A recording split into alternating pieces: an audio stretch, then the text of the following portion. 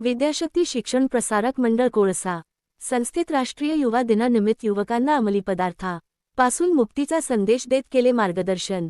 विद्याशक्ती शिक्षण प्रसारक मंडळ कोळसा संस्थेत तालुका विधी समिती सेनगाव व तालुका वकील संघ सेनगाव यांच्या संयुक्त विद्यमाने राष्ट्रीय युवा दिनानिमित्ताने एक जागृती कार्यक्रम आयोजित करण्यात आला होता।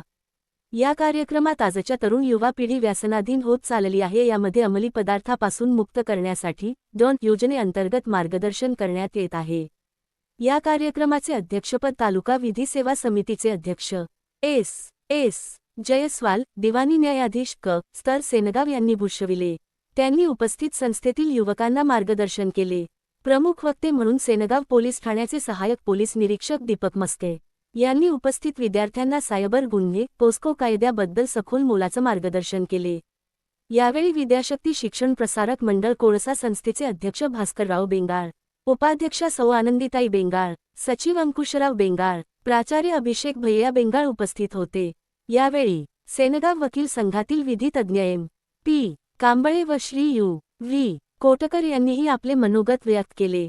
कार्यक्रमात प्रमुख वक्ते यांनी बालकांना व युवकांना मानसिक स्वास्थ्य चांगले राहायच्या दृष्टिकोनातून बालकांना योग्य दिशा मिळणे तसेच युवकांना योग्य दिशेने वाटचाल करणे, आजच्या काळात व्यसनाधीन होत असलेली युवा पिढीला शरीर सुदृढ होण्यासाठी व्यसनापासून दूर राहणे याबाबत मार्गदर्शन करण्यात आले।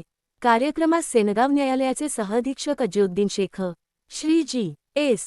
धर्माधिकारी वरिष्ठ लिपिक श्री जे.एम. मत्थे, श्री गणेश रिठे, महादेव खंदारे, मुख्याध्यापक श्री शिंदे आर.बी., श्री सरकटे व्ही.एस., पर्यवेक्षक श्री कसाब पी.पी. तसेच शिक्षक व शिक्षकेतर कर्मचारी उपस्थित होते।